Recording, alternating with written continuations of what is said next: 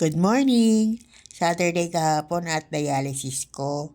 Pag ganitong mga araw ay pina-finalize ko ang aking filial form na ginamit ko sa buong week. Isa to sa mga obligasyon ko bilang isang pasyente.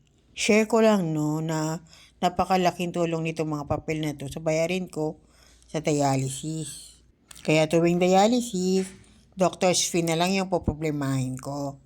Kaya napakalaking pasalamat ko sa gobyerno kasi may mga programa silang katulad nito na napakalaking tulong sa akin at sa mga katulad kong pasyente.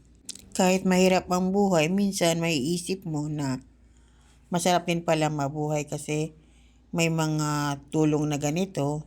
Kaya kahit nasa ganito akong sitwasyon ng buhay ko ay naiisip ko na mas maraming bagay talaga ang dapat ipagpasalamat kaysa mga bagay na dapat ireklamo. Yun lang, gandang araw.